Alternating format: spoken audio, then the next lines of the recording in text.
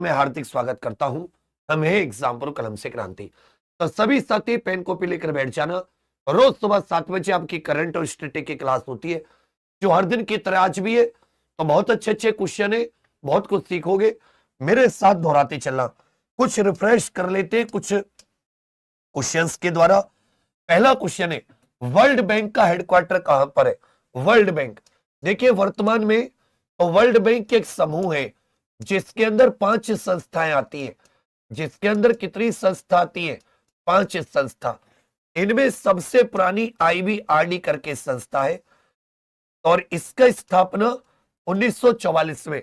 इसका हेडक्वार्टर कहां पर है? Washington DC. विश्व बैंक, वर्ल्ड बैंक और आईएमएफ दोनों का हेडक्वार्टर कहां पर है? कहोगे सर वॉशिंगटन डीसी में। आईएमएफ और वर्ल्ड बैंक दोनों के हेडक्वार्टर वॉशिंगटन डीसी में है। पूछा यूनेस्को का हेडक्वार्टर कहां पर स्थित है? यूनेस्को का हेडक्वार्टर कहां पर स्थित है? यूनेस्को का अच्छे से याद रखिएगा। यूनेस्को की स्थापना 1945 में। यूनेस्को का हेडक्वार्टर कहां पर है? यह फ्रांस की राजधानी पेरिस में है। एशियाई विकास बैंक का हेडक्वार्टर, एशियाई विकास बैंक का हेडक्वार्टर, तो याद रखिएगा एडीबी, जिसके 69 सदस्य। कितने सदस्य? 69 सदस्य। 1966 में बना। इसका हेडक्वार्टर फिलीपींस के मनीला में है। इसका हेडक्वार्टर कहां पर है? फिलीपींस देश के मनीला में। पूछा है, अंतरराष्ट्रीय न्यायालय का हेडक्वार्टर कहां पर स्थित है? इंटरनेशनल कोर्ट ऑफ जस्टिस, जिसमें 15 जज होते और प्रत्येक जज का कार्यकाल कितना होता है? 9 साल। इसका हेडक्वार्टर नीदरलैंड के हेग शहर में। इसका हेडक्वार्टर कहां पर है? नीदरलैंड के हेग शहर में। इसी में साथ ही अंतरराष्ट्रीय आपराधिक न्यायालय और स्थायी मध्यस्थता न्यायालय, इनका हेडक्वार्टर भी कहां पर स्थित है? ये भी हेग नीदरलैंड में स्थित है। सार्क का हेडक्वार्टर पूछा है कि सार्क करके साथी एक क्षेत्रीय संगठन है। इसका हेडक्वार्टर कहां पर है? तो याद रखिएगा 1985 में इसकी स्थापना। 8 इसके सदस्य देश है। 1985 में स्थापना, 8 इसके सदस्य देश है। इसका हेडक्वार्टर कहां पर स्थित है? काठमांडू नेपाल में। जबकि ढाका में यह बिम्स्टेक का हेडक्वार्टर है। ढाका में बिम्स्टेक का हेडक्वार्टर है। चलिए प्रश्न संख्या 1 पर आ जाते, बहुत इंपॉर्टेंट। भारत ने किस देश के साथ मिलकर अपतटीय पवन ऊर्जा कार्यबल, इनमें से कौन सा देश है जिसके साथ भारत ने offshore wind energy task force? देखिए आज जो कल, क्योंकि अभी 16 फरवरी से भारत में एआई इंपैक्ट समिट चल रहा है, तो इसकी वजह से बहुत सारे क्वेश्चन जो है, ये एक प्रकार से आप ये कह सकते हो कि एआई से संबंधित है।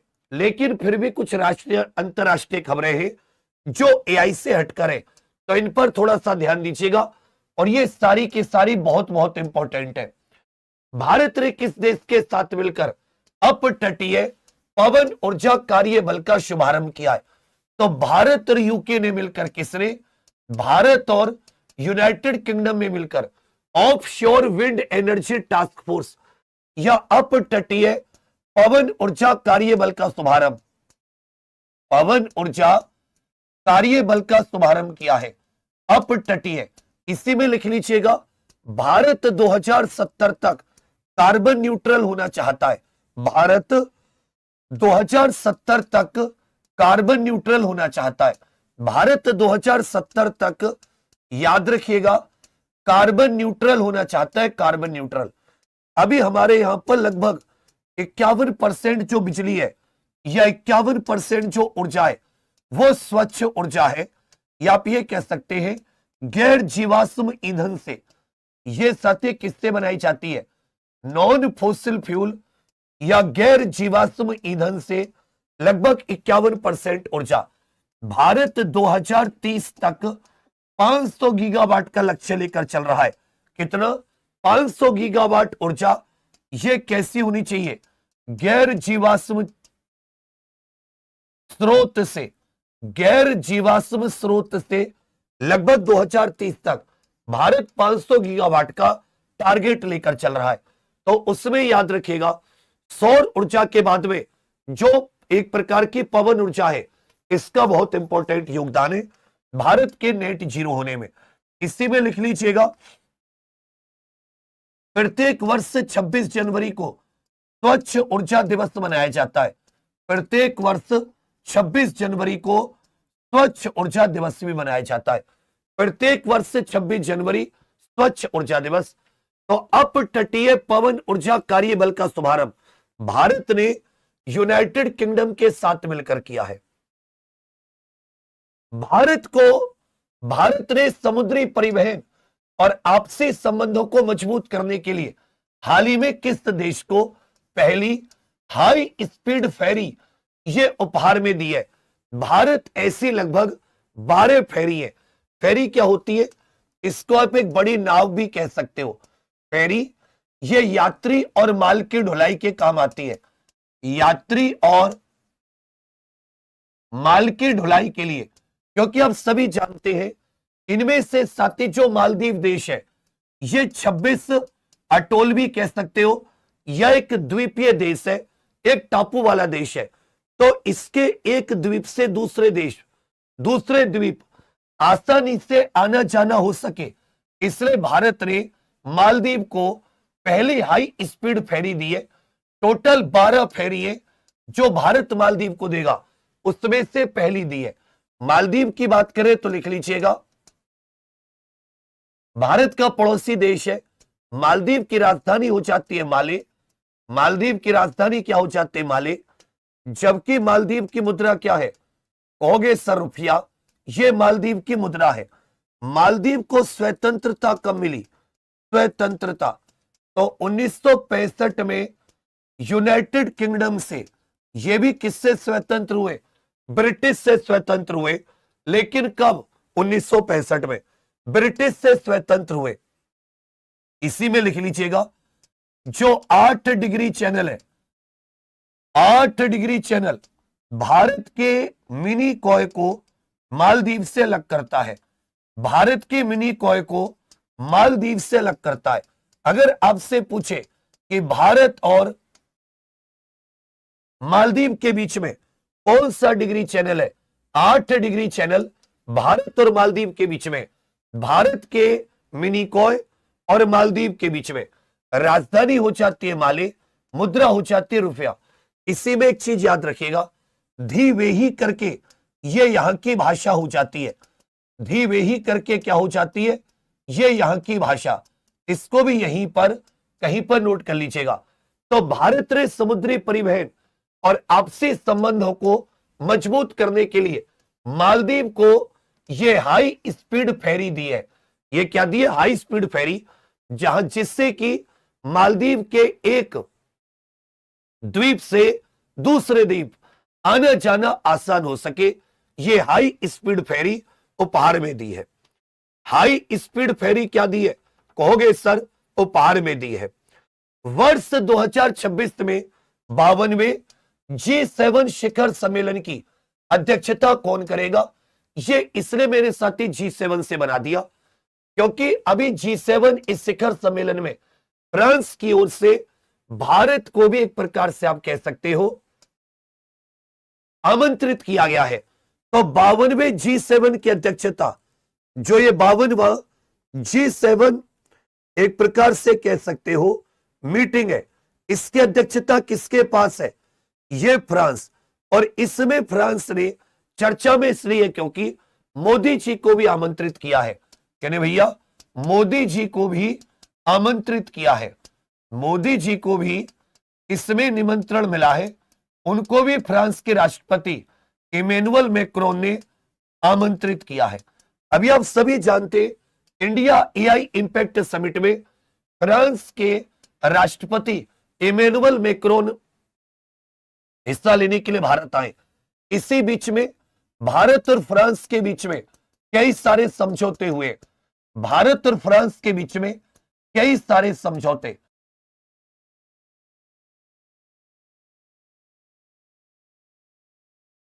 पहला समझौता जो रणनीतिक भागीदारी है, अभी भारत और फ्रांस के बीच की जो पार्टनरशिप है, जो एक प्रकार की मित्रता है, उसको और उच्च स्तर पर ले जाया गया है। इसके अलावा हैमर मिसाइल को बनाने का यह समझौता हुआ है। हैमर मिसाइल संयुक्त रूप से बनाने का यह समझौता हुआ है कि भाई हैमर मिसाइल बनाई जाएंगी भारत इलेक्ट्रॉनिक्स लिमिटेड और सैफरान के बीच में। जबकि जो टाटा सिस्टम है, टाटा सिस्टम ने भारत में भारत की पहली प्राइवेट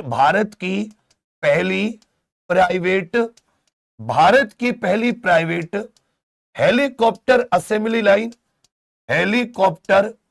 असेंबली लाइन इसका उद्घाटन किया गया है कर्नाटक में।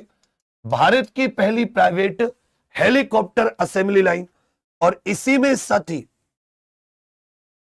एक सेंटर ऑफ एक्सीलेंस भारत और फ्रांस के बीच में, एम्स और फ्रांस के एक विश्वविद्यालय को लेकर सेंटर ऑफ एक्सीलेंस, ये कई सारे कार्य हुए। आज भी कुछ समझौते होने, वो सब हो जाए, फिर कल इसको एक बार और करा देंगे कि फ्रांस और भारत के बीच में हाल ही में कौन कौन से समझौते हुए हैं। तो 2026 में 52वें G7 शिखर सम्मेलन की अध्यक्षता फ्रांस करेगा, जिसमें मोदी जी को भी आमंत्रित किया गया है। इस G7 बैठक में भाग लेने के लिए फ्रांस ने मोदी जी को भी आमंत्रित किया है। फ्रांस की राजधानी क्या हो जाती है? कहोगे सर, फ्रांस की राजधानी हो जाती है पेरिस, मुद्रा हो जाती है यूरो। फ्रांस की राजधानी पेरिस और मुद्रा क्या हो जाती है? कहोगे सर, यूरो हो जाती है। हाल ही में चर्चा में रहा हारमुज जल डमरू मध्य, ये किन दो जल निकायों को जोड़ता है? हारमुज की जल संधि, तो ये एक बहुत ही चर्चा में रहने वाला जल संधि है, जिसे हारमुज की जल संधि कह देते या हारमुज जल डमरू मध्य कह देते। अगर देश की बात आ जाए कि भाई ये किन किन देशों के बीच में, तो ओमान और ईरान के बीच में। ये किसके बीच में? ओमान और ईरान के बीच में, क्योंकि ईरान यहां पर युद्ध अभ्यास करता है तो 3-3, 4-4 दिन के लिए हारमुज की जल संधि को ब्लॉक कर देता है, और हारमुज की जल संधि से दुनिया का बहुत सारा पेट्रोलियम पास होता है। तो ओमान और ईरान के बीच में यदि जल निकाय की बात करें तो ये फारस की खाड़ी को ओमान की खाड़ी से जोड़ता है। फारस की खाड़ी को किससे जोड़ने का काम करेगा? ओमान की खाड़ी से जोड़ता है। फारस की खाड़ी को ओमान की खाड़ी से, इसमें ध्यान दीजिएगा, देश कौन कौन से? ओमान और ईरान, और जोड़ता किसको है? फारस की खाड़ी को ओमान की खाड़ी से। फारस की खाड़ी को ओमान की खाड़ी से जोड़ने का काम करता है हारमुज की जल संधि। और अगर देश पूछ लेता तो आप क्या उत्तर देते? एक तरफ ओमान होता है, एक तरफ ईरान होता है। यदि आपसे इसमें देश पूछ लेता तो एक तरफ होता है बच्चा ओमान, एक तरफ होता है ईरान। जबकि अगर जल निकाय की बात करें तो फारस की खाड़ी, ओमान की खाड़ी, फारस की खाड़ी, ओमान की खाड़ी। जैसे इसमें और भी पूछ लेता है स्वेज नहर, कि भाई स्वेज नहर किसको जोड़ती है? तो ये लाल सागर और भूमध्य सागर को जोड़ती है। लाल सागर और भूमध्य सागर को, लाल सागर और भूमध्य सागर को। तो लाल सागर को भूमध्य सागर से कौन जोड़ती है? स्वेज नहर। भूमध्य सागर को अटलांटिक से जिब्राल्टर की जल संधि, किसकी? जिब्राल्टर की। इसी प्रकार लाल सागर को अदन की खाड़ी से बाब अल मंडब की जल संधि, बाब अल मंडब की जल संधि, एक बाब अल मंडब की जल संधि होती है। यह लाल सागर को अदन की खाड़ी के साथ, फारस की खाड़ी को ओमान की खाड़ी के साथ, यह हारमुज की जल संधि।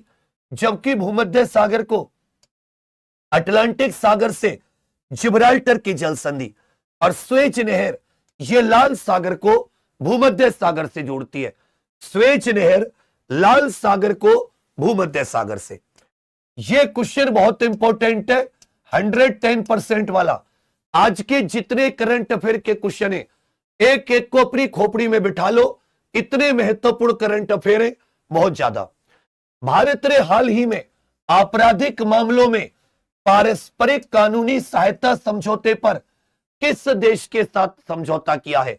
हाल ही में आपराधिक मामलों में पारस्परिक कानूनी सहायता समझौते पर किस देश के साथ समझौता?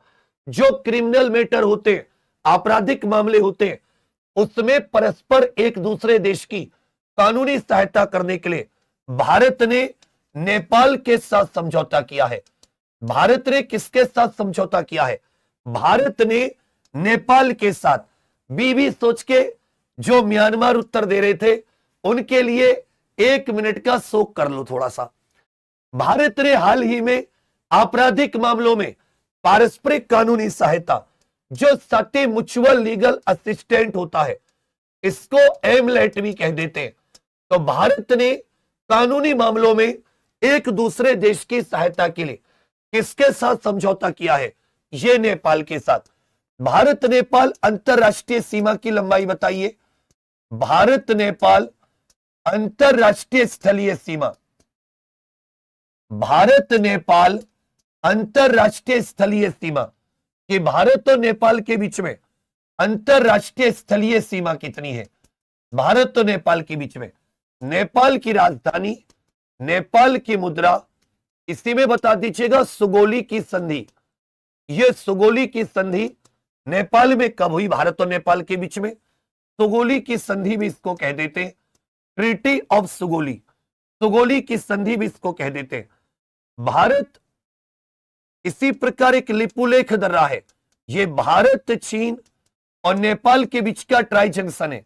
भारत, चीन और नेपाल, भारत के 5 राज्य ये नेपाल से सीमा बनाते हैं। भारत के 5 राज्य नेपाल से सीमा बनाते हैं। इनमें सबसे ज्यादा बिहार की सीमा, ये दक्षिण, तिहार, ये नेपाल के कुछ प्रमुख त्योहार है। दशेन और तिहार नेपाल के कुछ प्रमुख त्योहार है। तो राजधानी हो जाती है काठमांडू, सार्क का सचिवालय या सार्क का हेडक्वार्टर, सार्क का। मुद्रा हो जाती है रुपया, मुद्रा हो जाती है रुपया। सुगोली की संधि हो जाती है 1816। लिपुलेख दर्रा भारत, चीन और नेपाल के बीच में। लिपुलेख दर्रा भारत, चीन और नेपाल। जबकि 5 राज्य उत्तराखंड, उत्तर प्रदेश, बिहार की सबसे ज्यादा सीमा होती है वेस्ट बंगाल और सिक्किम। वेस्ट बंगाल और सिक्किम कौन कौन से? उत्तराखंड, उत्तर प्रदेश, बिहार, पश्चिम बंगाल और सिक्किम। ये भारत और भारत के 5 ऐसे राज्य जो नेपाल के साथ सीमा बनाते। कुल 1751 किलोमीटर की सीमा, कुल 1751। राजधानी क्या हो जाती है? काठमांडू, जहां पर सार्क का हेडक्वार्टर भी है। मुद्रा रुपया। जबकि अंग्रेजी भारत, अंग्रेजों और नेपाल के बीच में 1816 की सुगोली की संधि हुई थी, जिससे नेपाल की सीमा रेखा। लिपुलेख दर्रा भारत, चीन, नेपाल के बीच में 5 राज्य। 5 राज्यों में सबसे ज्यादा सीमा नेपाल के साथ कौन सा राज्य बनाता है? सबसे ज्यादा। एक बात याद रखिएगा, महाकाली, लिपुलेख, लिम्पियाधुरा, जिसको साथी काला पानी भी कह देते हैं, ये कुछ ऐसे स्थान है जिनमें भारत और नेपाल के बीच में यह विवाद है। भारत और नेपाल के बीच में यह विवाद है।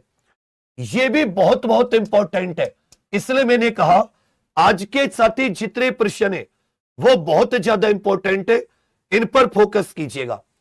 यूरोपीय संघ ने अपना पहला, यह पहला है, यूरोपियन लीगल गेटवे ऑफिस कहां पर लॉन्च किया है? यूरोपियन संघ ने अपना पहला यूरोपियन लीगल गेटवे ऑफिस यह भारत में कहां पर लॉन्च किया है? तो इसे नई दिल्ली में लॉन्च किया है। लीगल गेटवे ऑफिस यह कहां पर लॉन्च किया है? कहोगे सर नई दिल्ली में। देखिए, यूरोपियन यूनियन, इसका जो गठन किया गया था यह फॉर्मल तौर पर 1993, जबकि इसकी जो संधि है जिसके तहत यूरोपियन यूनियन काम करती है, यह संधि 2009 में बनी। यह संधि कब बनी? 2009 में। इसके सदस्य कितने? इसके सदस्य देशों की संख्या 27। यूरोपियन यूनियन के सदस्य देशों की संख्या कितनी है? 27। इसी प्रकार आप ये भी जानते कि भारत और यूरोपियन यूनियन के बीच में एक सतही व्यापार समझौता ये जनवरी 2026 में हुआ है। व्यापार समझौता पर जो साइन किए गए, अभी ये लागू नहीं हुआ है, ये जनवरी 2026 में, अभी पिछले ही महीने ये भारत और यूरोपियन यूनियन के बीच में व्यापार समझौता हुआ है, जिसको मदर ऑफ ऑल डील्स कहा गया है। जिसे क्या कहा गया है? मदर ऑफ ऑल डील्स के नाम से भी भारत और यूरोपियन यूनियन के इस समझौते को माना जाता है। आप ये भी जानते कि यूरोपियन यूनियन के ही बहुत सारे अधिकारी थे जिनको 2026 के अपने गणतंत्र दिवस समारोह में भारत ने बुलाया है। तो भारत के अंदर नई दिल्ली में यूरोपियन यूनियन ने अपना पहला, तो जो भी साथी पहली चीजें होती है ये बहुत इंपॉर्टेंट है, यूरोपीय लीगल गेटवे ऑफिस, यूरोपीय संघ का पहला यूरोपीय लीगल गेटवे ऑफिस ये नई दिल्ली में लॉन्च किया गया है। यूरोपीय लीगल गेटवे ऑफिस, इसे कहां पर लॉन्च किया गया है? इसे नई दिल्ली में लॉन्च किया गया है। कितने देश होते हैं यूरोपियन यूनियन में? वर्तमान में कितने देश है? 27 देश है। इस चीज को याद रखिएगा। केन्स लायंस ने किस देश को 2026 creative country of the year चुना है? यह बहुत इंपॉर्टेंट है। अब सभी जानते हैं फ्रांस में एक जगह है जिसको साथी केन्स कहते हैं, तो वहां पर creative country of the year, creative country of the year, यह अच्छे से याद रखिएगा, यह फ्रांस को चुना गया है। Creative country of the year, यह हाल ही में किससे चुना गया है? Creative country of the year, यह किससे चुना है? यह फ्रांस को चुना है, creative country of the year. जबकि 2026 को भारत और फ्रांस के संबंधों का, भारत और फ्रांस के संबंधों का, भारत और फ्रांस के संबंधों का वर्ष भी घोषित किया गया है। 2026 को भारत और फ्रांस ने 2026 को अपने संबंधों को समर्पित वर्ष भी घोषित किया है। ये एक कांस लॉयंस करके जिसको हम लोग कह देते हैं, एक यहां पर अंतरराष्ट्रीय फिल्म फेस्टिवल भी होता है। 2026 को creative country of the year ये फ्रांस को चुना गया है, creative country of the year. France की राजधानी क्या हो जाती है? पेरिस। फ्रांस की राजधानी पेरिस, 3 नदी के किनारे। आपसे पूछेगा कि जो पेरिस है वो किस नदी के किनारे स्थित है? जो साथी पेरिस शहर है ये किस नदी के किनारे स्थित है? जबकि मुद्रा क्या हो जाती है? राजधानी पेरिस और मुद्रा हो जाती है यूरो। राजधानी पेरिस, मुद्रा हो जाती है यूरो। फ्रांस की राजधानी क्या है? पेरिस। फ्रांस की मुद्रा क्या हो जाती है? यूरो।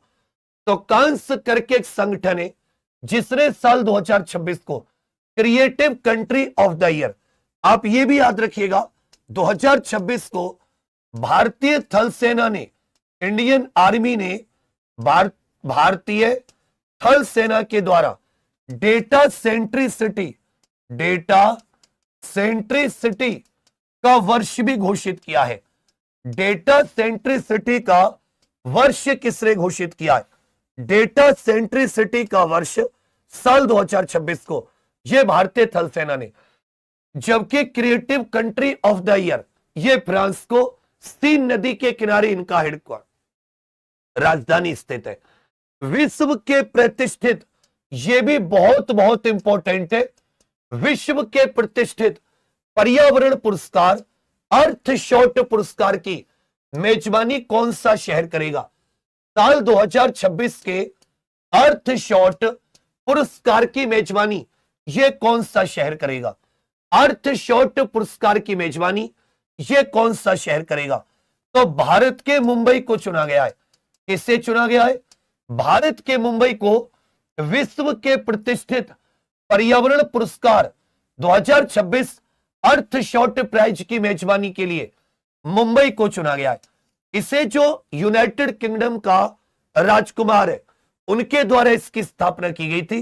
1 मिलियन पाउंड 10 साल, प्रत्येक वर्ष 5-5 लोगों को, तो टोटल 50 लोगों को, जो एक प्रकार से हमारी पर्यावरण को, या एक प्रकार से आप ये कह सकते हैं हमारी पृथ्वी के जलवायु, पर्यावरण आदि के लिए जो चुनौतियां हैं उनका समाधान ढूंढने के लिए अर्थ शॉर्ट प्राइज, अर्थ शॉर्ट प्राइज। इसी में साथी आपसे पूछ लेगा, इसको कभी कभी ग्रीन ऑस्कर, एक व्हिटले अवार्ड भी होते जिन्हें भी ग्रीन ऑस्कर कहा जाता है। तो इसमें इतना ही समझेगा कि एक पुरस्कार है जिसका नाम है अर्थ शॉर्ट प्राइज। नाम तो अर्थ शॉर्ट है, लेकिन ये किससे संबंधित है? ये पर्यावरण के क्षेत्र में, जलवायु परिवर्तन को रोकने के क्षेत्र में, प्रदूषण को रोकने के क्षेत्र में, मतलब पृथ्वी को और रहने लायक बनाने के लिए यह अर्थ शॉर्ट पुरस्कार है, जो 10 वर्ष, प्रत्येक वर्ष 5-5, तो कुल 50 लोगों को दिया जाना है।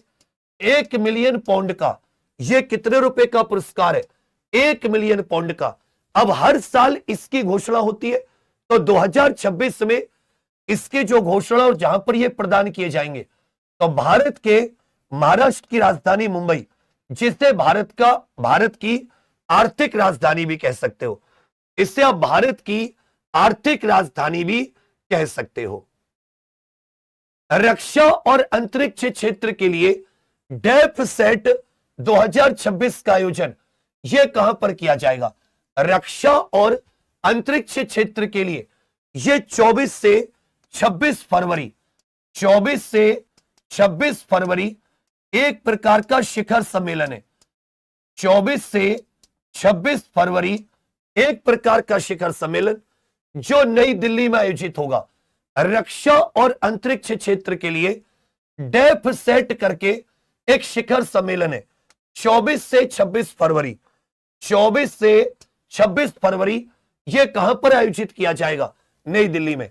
इसी में आपको बताना है डीआरडीओ की स्थापना कब हुई, इसरो की स्थापना कब हुई, इसरो का हेडक्वार्टर कहां पर है? विक्रम साराभाई अंतरिक्ष केंद्र, विक्रम साराभाई अंतरिक्ष केंद्र, विक्रम साराभाई अंतरिक्ष केंद्र, विक्रम साराभाई अंतरिक्ष केंद्र यह कहां पर स्थित है? विक्रम साराभाई। तो defence research and development organisation 1 जनवरी 1958 नई दिल्ली में इसका हेडक्वार्टर है।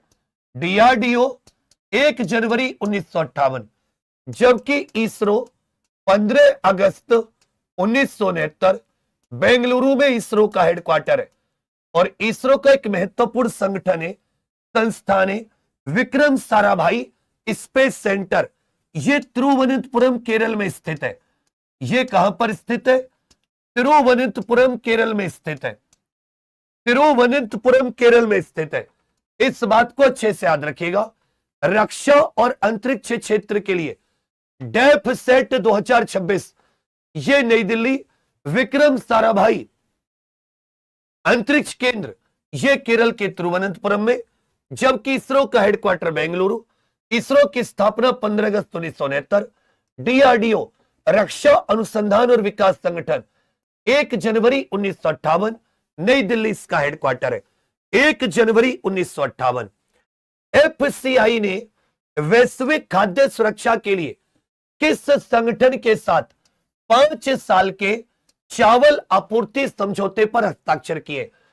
चावल आपूर्ति समझौता, इसी में आपको बताना है केंद्रीय चावल अनुसंधान संस्थान कहां पर है? केंद्रीय चावल अनुसंधान संस्थान, केंद्रीय चावल अनुसंधान संस्थान कहां पर स्थित है? Central rice research institute. और भारतीय चावल अनुसंधान संस्थान कहां पर है? भारतीय चावल अनुसंधान संस्थान, भारतीय चावल अनुसंधान संस्थान। तो साथी फूड कॉरपोरेशन ऑफ इंडिया, जिसे भारत की एफसीआई कह देते हैं, फूड कॉरपोरेशन ऑफ इंडिया, इसने 5 साल के चावल के लिए यह वर्ल्ड फूड प्रोग्राम जो कि 1961 से, और इसमें 2 लाख मीट्रिक टन चावल की आपूर्ति की जाएगी। जो world food programme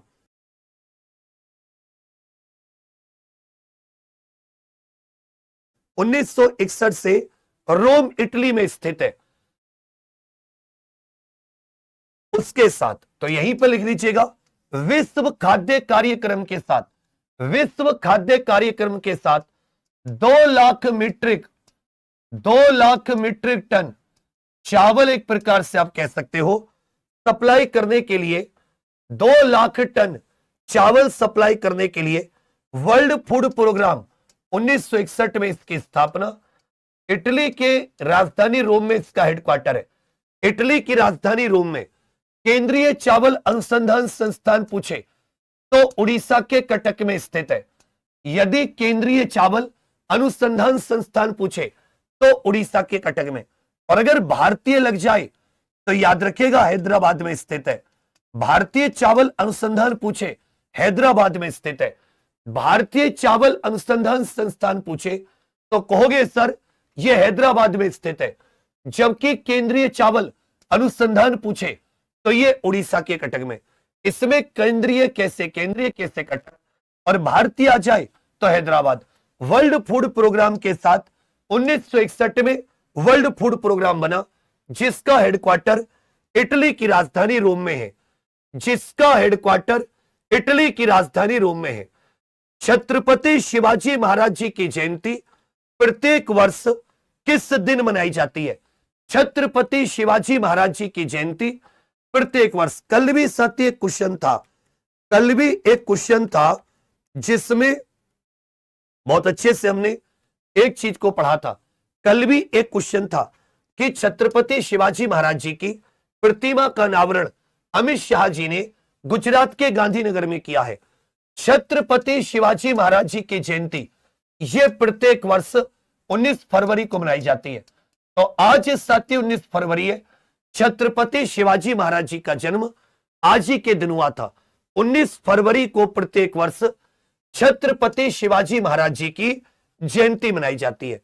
Chhatrapati Shivaji Maharaj जी की जयंती यह प्रत्येक वर्ष कब मनाई जाती है? 19 फरवरी को। 19 फरवरी को छत्रपति शिवाजी महाराज जी की जयंती मनाई जाती है। इसको लिख लीजिएगा कहीं पर, क्वेश्चन को बहुत इंपॉर्टेंट है। 19 फरवरी को प्रत्येक वर्ष, 19 फरवरी 1630 को ही छत्रपति शिवाजी महाराज जी का जन्म हुआ था।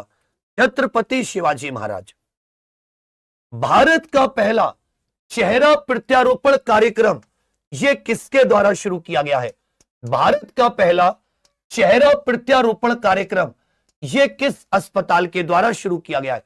जैसे मान लेता हूं किसी का कोई एक्सीडेंट हो गया, भाई लोगों के बड़े एक्सीडेंट हो जाते हैं, तो उसमें फेस को पूरी तरीके से एक प्रकार से आप ये कह सकते हैं कि उसका फेस पूरी तरीके से डैमेज हो गया, तो उसका जो फेस ट्रांसप्लांट है वो हाल ही में भारत में पहली बार, याद रखिएगा, जो अपना एम्स दिल्ली है, ऐसा जो इतना मतलब एक बड़े लेवल का आप ये कह सकते हो, ये चिकित्सा के क्षेत्र की जुड़ी हुई भारत के लिए उपलब्धि है कि पहली बार ऐसा हो रहा है। चेहरा प्रत्यारोपण मतलब फेस ट्रांसप्लांट, मेरा मतलब समझ रहे हो? चेहरा प्रत्यारोपण, फेस की प्लास्टिक सर्जरी, ये दिल्ली के एम्स में। ये कहां पर भैया? दिल्ली के एम्स में। इसी में एक और पूछ लेता है कि भारत का पहला सरकारी एआई क्लिनिक, भारत का पहला सरकारी एआई क्लिनिक, भारत का पहला सरकारी एआई क्लिनिक जो सरकारी आर्टिफिशियल इंटेलिजेंस क्लिनिक था, वो जिम्स नोएडा उत्तर प्रदेश में, जिम्स नोएडा उत्तर प्रदेश में। और भारत का पहला चेहरा प्रत्यारोपण कार्यक्रम यह दिल्ली के एम्स में, जहां पर फेस ट्रांसप्लांट किया जाएगा। जबकि भारत का पहला सरकारी आर्टिफिशियल इंटेलिजेंस क्लिनिक, सरकारी आर्टिफिशियल इंटेलिजेंस क्लिनिक, यह जिम्स नोएडा में, सरकारी आर्टिफिशियल इंटेलिजेंस क्लिनिक, ये जिम्स नोएडा में। इन चीजों को मेरे साथ साथ ही दोहराते चलना, बाद के लिए मत छोड़ना। और एक बार बच्चा जिसने इस क्लास को अभी भी शेयर नहीं किया है, एक बार सबके सब अपने व्हाट्सएप पर जरूर शेयर कर दीजिए। और जितनी भी मैं आपको इसमें क्वेश्चन पूछ रहा हूं या उसके उत्तर बता रहा हूं एक्स्ट्रा में, उनको कम से कम 2 बार दोहरा ले कीजिए, तभी उसका फायदा होगा। किस राज्य की सरकार ने 402 करोड़ रुपए की सौर ऊर्जा संचालित सूक्ष्म सिंचाई परियोजनाओं को मंजूरी दी है? माइक्रो इरिगेशन प्रोजेक्ट को 402 करोड़ रुपए के, लिख लीजिएगा, हरियाणा ने मंजूरी दी है। किसने? हरियाणा ने। हरियाणा। हरियाणा में लोकसभा सीट कितनी है? 10। हरियाणा में राज्यसभा सीट कितनी है? 5। हरियाणा में विधानसभा सीट कितनी है? 90। हरियाणा में विधानसभा सीट कितनी है? 90। हरियाणा का गठन कब हुआ? 1 नवंबर 1966। हरियाणा का गठन कब हुआ है? 1 नवंबर 1966। पंजाब से हिंदी भाषी क्षेत्रों को अलग करके हरियाणा का गठन हुआ है। माइक्रो इरिगेशन प्रोजेक्ट, तो हरियाणा सरकार ने 402 करोड़ रुपए की सूक्ष्म सिंचाई परियोजनाओं को मंजूरी दी है। हरियाणा में विधानसभा सीट कितनी है? 90। राज्यसभा 5 और लोकसभा की सीट कितनी हो जाती है? 10। याद रखिएगा, लोकसभा की सीट कितनी हो जाती है? 10। लोकसभा की यहीं के फरीदाबाद में हस्तशिल्प को लेकर भारत का एक बहुत ही प्रसिद्ध मेला लगता है। हस्तशिल्प को लेकर भारत का एक बहुत ही प्रसिद्ध मेला लगता है, उसका नाम बताकर चलिए। भारत का एक बहुत ही प्रसिद्ध हस्तशिल्प का मेला। 17वां जनजातीय युवा विनिमय कार्यक्रम किस राज्य अथवा केंद्र शासित प्रदेश में आयोजित किया जा रहा है? 17वां जनजातीय युवा विनिमय कार्यक्रम यह तमिलनाडु में आयोजित किया जा रहा है। कहां पर भैया? तमिलनाडु में। 17वां जनजातीय युवा विनिमय कार्यक्रम यह किस राज्य अथवा केंद्र शासित प्रदेश में आयोजित किया जा रहा है? इसको लिख लीजिएगा, तमिलनाडु में। इसको लिख लीजिएगा, तमिलनाडु में। बिल्कुल सही, इसको साथ साथ करते चलना। 17वां जनजातीय युवा विनिमय कार्यक्रम यह तमिलनाडु। तमिलनाडु का लिख लीजिएगा। विधानसभा की 234 सीट, लोकसभा की 39, राज्यसभा की 18। लोकसभा की 39, राज्यसभा की कितनी सीट हो जाती है? 18 सीट हो जाती है। तमिलनाडु में विधानसभा की 234, लोकसभा 39, राज्यसभा 18। डीप टेक नीति जारी करने वाला, डीप टेक पॉलिसी जारी करने वाला तमिलनाडु भारत का पहला राज्य बना। डीप टेक पॉलिसी जारी करने वाला तमिलनाडु देश का पहला राज्य है। यहीं पर केप कोमोरिन स्थित है। यहीं पर याद रखिएगा, केप कोमोरिन स्थान यह तमिलनाडु के ही कन्याकुमारी में स्थित है, जो भारत की मुख्य भूमि का सबसे दक्षिणतम बिंदु है। भारत की मुख्य भूमि का दक्षिणतम बिंदु, या आप ये कह सकते हो सबसे दक्षिण में स्थित बिंदु, दक्षिणतम बिंदु भी कह सकते हो, या भारत के सबसे दक्षिण में स्थित बिंदु भी कह सकते हो। भारत के सबसे दक्षिण में स्थित बिंदु भी कह सकते हो। तमिलनाडु में लोकसभा सीट कितनी है भाई? तमिलनाडु में लोकसभा सीट कितनी है? तमिलनाडु में लोकसभा सीट कितनी है? तो कहोगे सर तमिलनाडु में 39 लोकसभा, 18 राज्यसभा, जबकि 234 क्या हो जाती है? यह विधानसभा की सीट है। तो 17वां जनजातीय युवा विनिमय कार्यक्रम यह तमिलनाडु में। हाल ही में रामकृष्ण परमहंस जी की जयंती यह किस दिन मनाई गई? स्वामी रामकृष्ण परमहंस जी की जयंती यह किस दिन मनाई गई है? क्योंकि अमित शाह जी ने रामकृष्ण परमहंस जी की जयंती पर देश को एक प्रकार से आप ये कह सकते हो अभिवादन किया, उनकी जयंती को विश किया।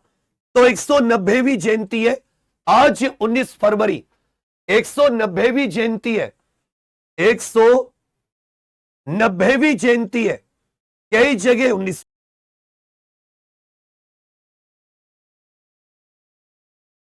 फरवरी आती है, कई जगह साथी 18 फरवरी आती है, कई जगह 19 फरवरी आती है और कई जगह 18 फरवरी दिया हुआ है, कई जगह 19 फरवरी और कई जगह 18 फरवरी।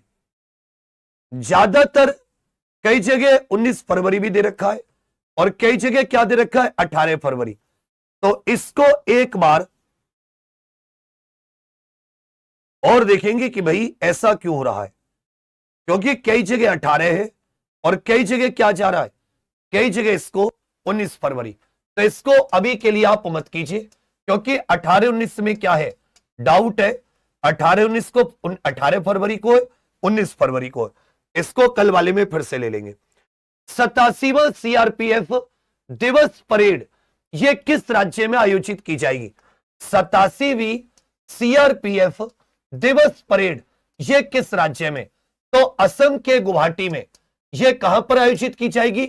असम के गुवाहाटी में 87वीं सीआरपीएफ दिवस परेड, जिसमें अमित शाह जी हिस्सा लेंगे। तो सीआरपीएफ याद रखिएगा, सीआरपीएफ की फुल फॉर्म क्या हो जाती है? Central reserve police force. Central reserve police force, central reserve police force CRPF Bharat का सबसे बड़ा अर्धसैनिक बल है। भारत का सबसे बड़ा अर्धसैनिक बल। अगर कोई आपसे यह पूछता है भारत का सबसे पुराना अर्धसैनिक बल कौन सा है, भारत का सबसे पुराना अर्धसैनिक बल कौन सा है, कि भाई भारत का सबसे पुराना अर्धसैनिक बल, तो यह हो जाता है असम राइफल्स। लेकिन भारत का सबसे बड़ा अर्धसैनिक बल पूछे तो सीआरपीएफ।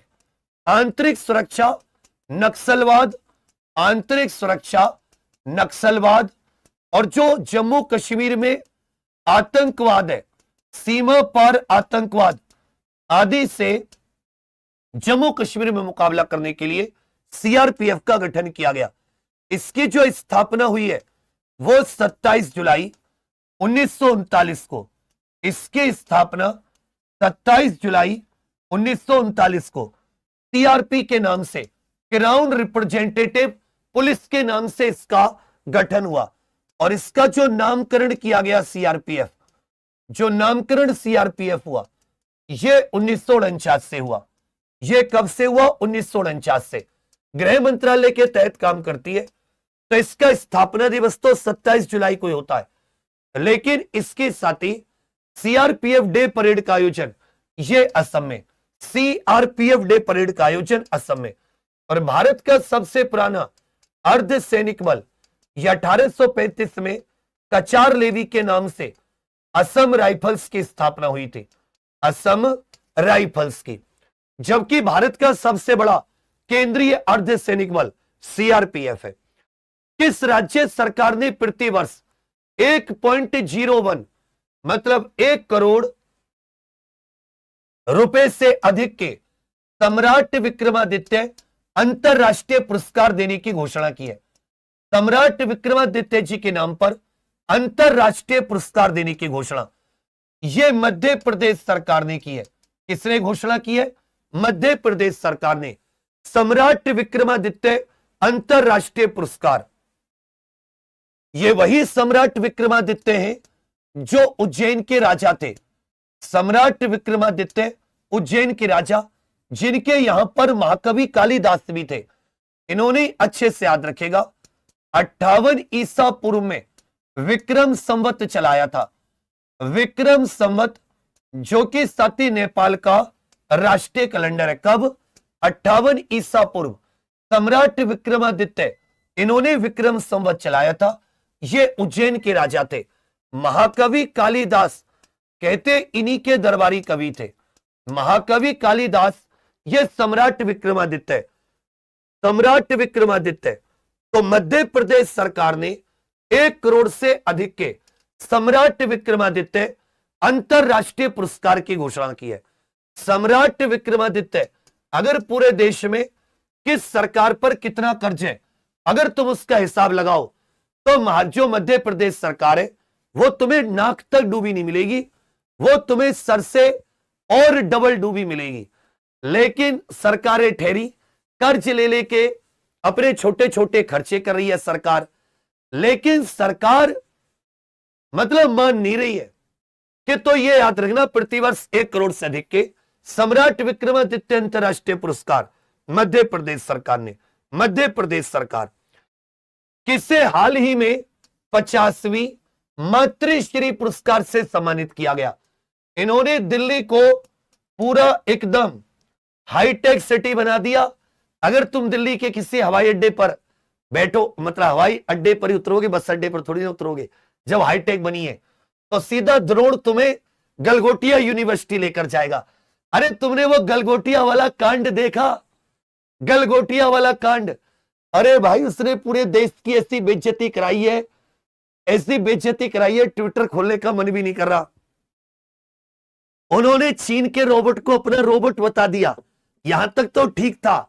उन्होंने एक ऐसा ड्रोन बनाया जो थर्माकोल से बना हुआ था, जो अपना सफेद टेप होता है ना, white tape, white tape, thermocol, कागज, जो व्हाइट पेपर आता है, उसको लपेट के ड्रोन बना दिया भाई, ड्रोन। और उसके आगे फ्रकनी नहीं होती, फ्रकनी, अरे जो बच्चों वाले हेलीकॉप्टर के पहिए होते, पंख होते, वो पंखों लगा दिए, पंख, हेलीकॉप्टर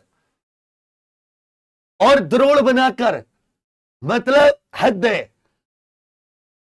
ऐसी अंतरराष्ट्रीय बेइज्जती आजादी के बाद से पहली बार हुई है, मतलब हद ही कर दी, पूरा एआई समिट का मखौल उड़ा दिया।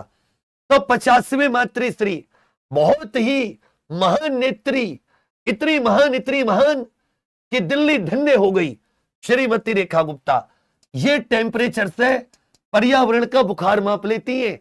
कितना AIU DIU है अपनी दिल्ली का, कितना उसका एयर क्वालिटी इंडेक्स है AQI, केवल और केवल टेम्परेचर देख के नाड़ी पकड़ लेती है वायु की।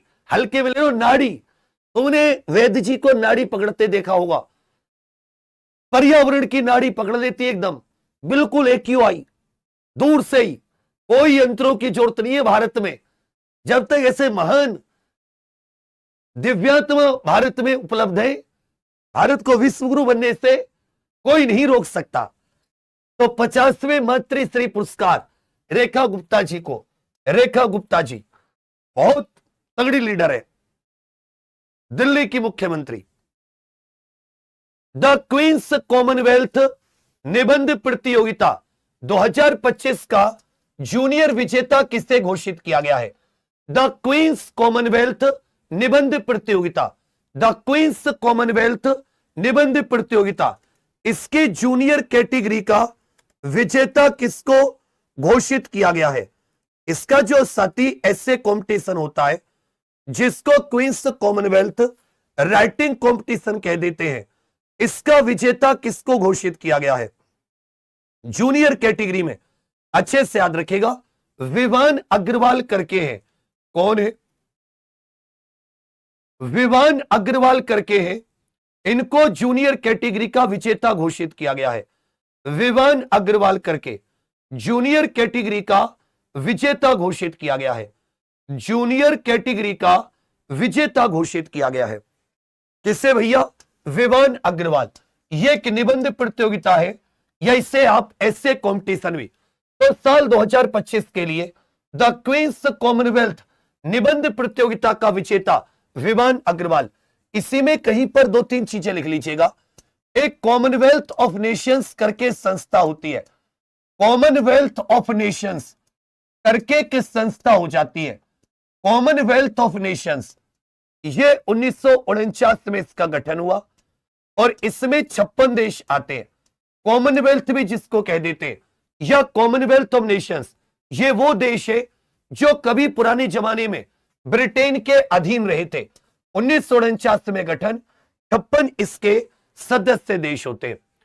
लिबर विन चैंपियनशिप कप 2026 का खिताब किसने जीता है? तो ये साथी स्नूकर्स और बिलियर्ड्स चैंपियन पंकज आडवाणी जी ने जीता है।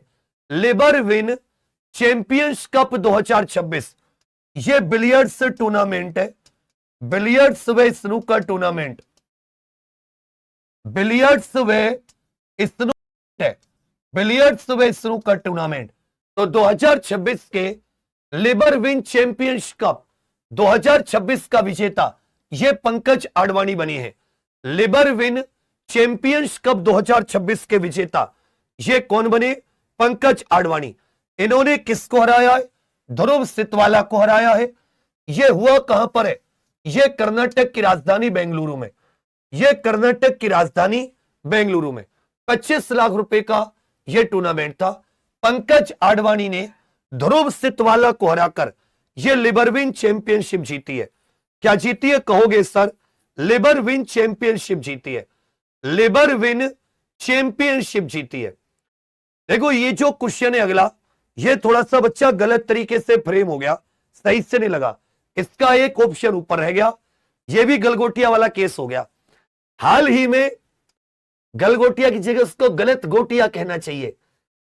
पैरालंपिक खेल विकास समिति, पैरालंपिक खेल विकास समिति या भारतीय पैरालंपिक समिति का अध्यक्ष किसे नियुक्त किया गया है? भारतीय पैरालंपिक, तो यहीं पर लिख लीजिएगा शुभम चौधरी करके है। भारतीय पैरालंपिक,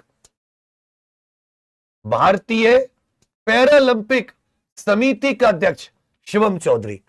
इसी प्रकार मुंबई में आयोजित business leader of the year 2026 कार्यक्रम में किसे सीईओ ऑफ द ईयर पुरस्कार से सम्मानित किया गया? किसे सीईओ ऑफ द ईयर पुरस्कार से सम्मानित किया गया? यह मुंबई में कार्यक्रम हुआ। इसी में बता के चलिए, BBC sports women of the year यह किससे मिला था? Sports women of the year यह अवार्ड किससे मिला है?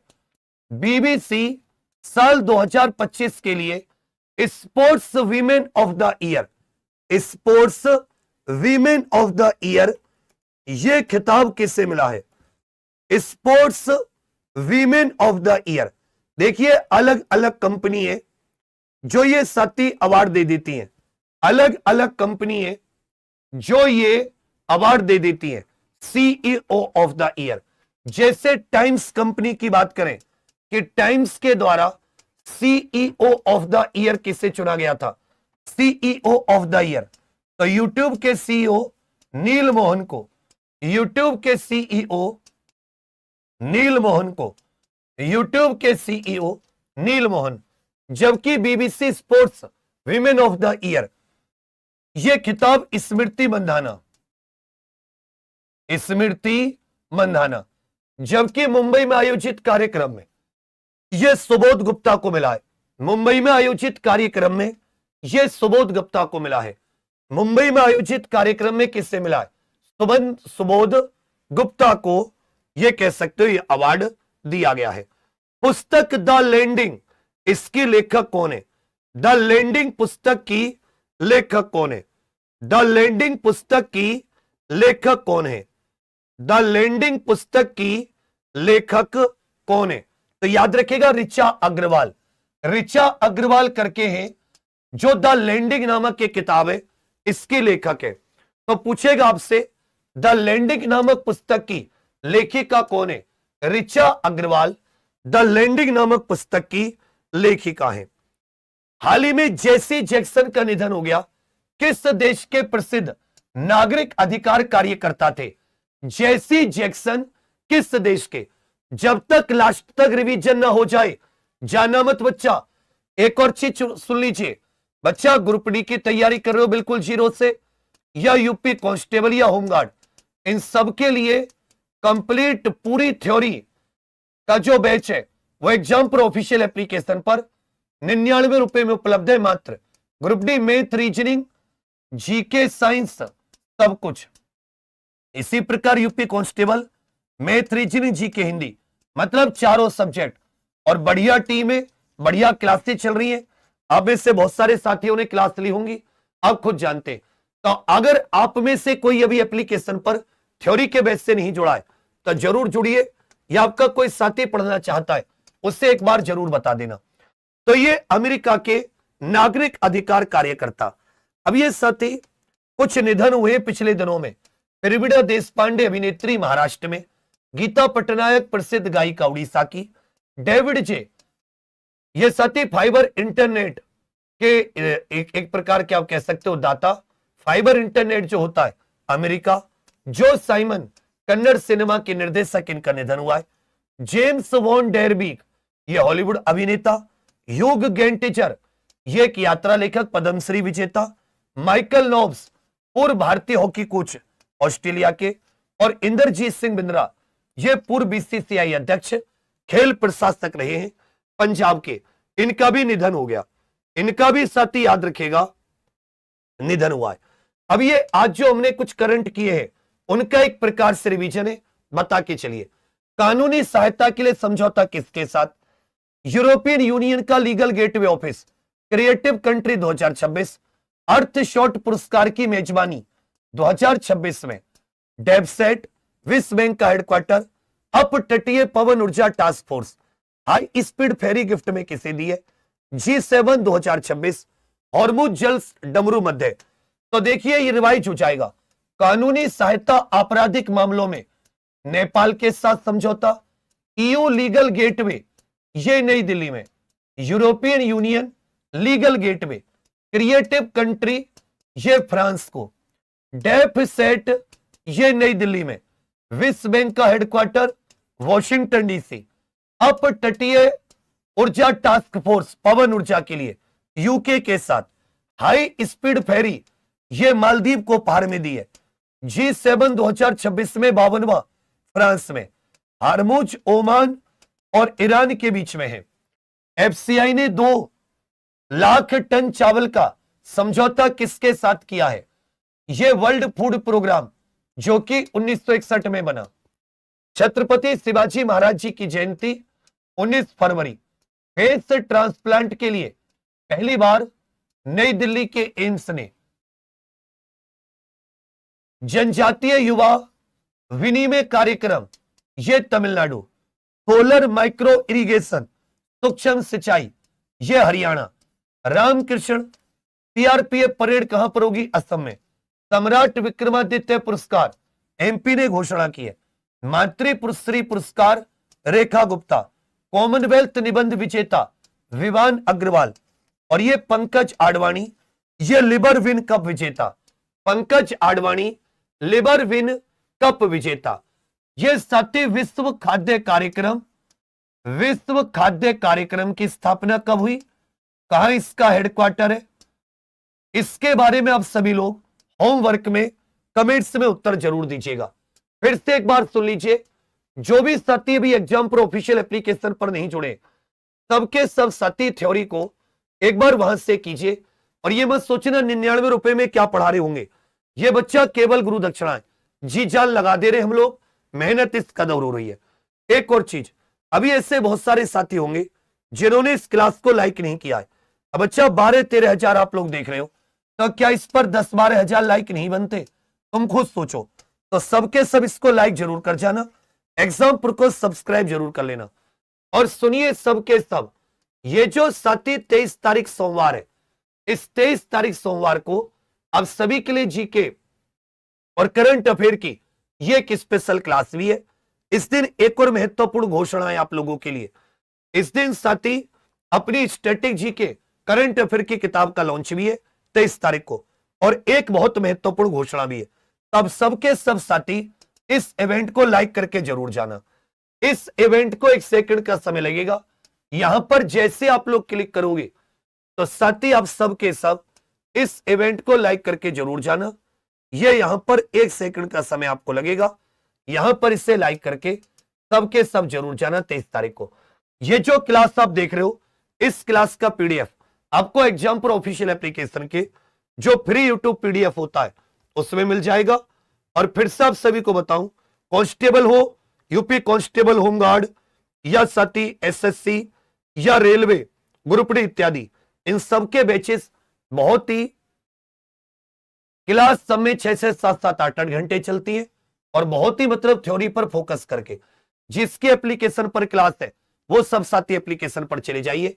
1 सेकंड का यहां पे क्लिक कर लो, 1 सेकंड, सबके सब इसको लाइक करके जरूर जाना। आप लोगों के लिए इसमें एक बहुत ही बड़ी बेहतरीन सी घोषणा है। बाकी फिर से एक बार